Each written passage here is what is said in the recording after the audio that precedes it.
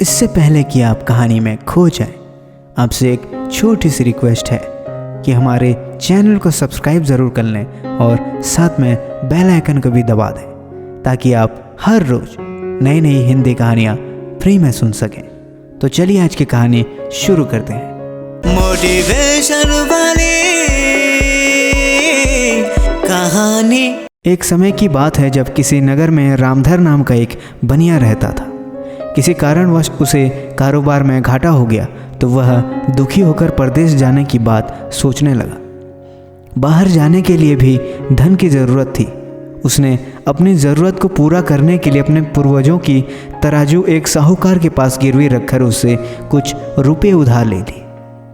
कुछ समय के पश्चात जब वह परदेश से धन कमाकर लौटा तो उसने सबसे पहले अपनी तराजू वापस लेनी चाहिए। वह उस साहूकार के पास पहुंचा और अपनी तराजू वापस मांगी। तब साहूकार ने बोला, भाई उस तराजू को तो चूहे खा गए। रामधर ने बड़े धैर्य से कहा, कोई बात नहीं मित्र, ऐसा हो जाता है। मैं ज़रा नदी पर नहाने जा रहा हूँ, तुम अपने लड़के के हाथ नहाने का सामान नदी पर भिजवा देना। उस साहूकार ने झट से अपने बेटे को बुलाकर उसे नहाने का सामान नदी पर ले जाने के लिए कहा। साहूकार का बेटा सामान लेकर नदी पर चला गया। उस व्यक्ति ने नदी में नहाकर साहूकार के लड़के को एक गुफा में बंद कर दिया और द्वार को बहुत बड़े पत्थर से ढक दिया।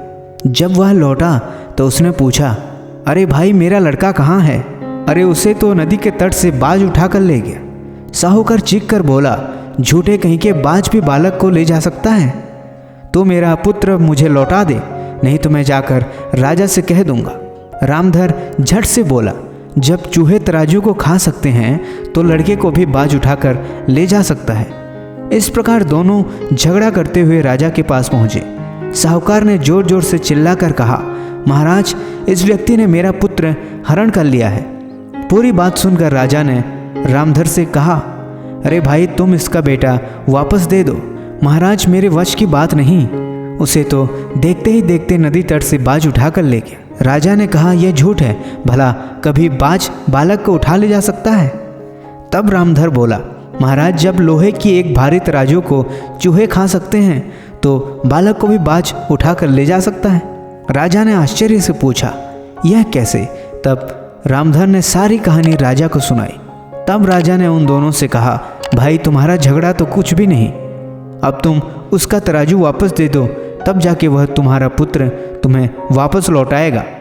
न तराजू को चूहे खाते हैं और न ही लड़के को बाज उठाकर ले जा सकता है। आखिरकार साहूकार ने अपनी गलती मान ली और तब कहीं जाकर उसे अपना लड़का मिला और बदले में उसे तराजू रामधर को देना पड़ा।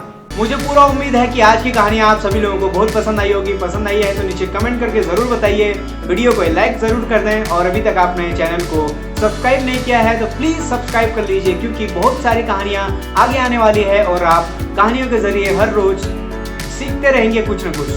तो मिलता हूँ मैं आपको एक और नई वीडियो के साथ, एक और नई कहानी के साथ। तब तक के लिए ख्याल रखिए अपना। नमस्कार।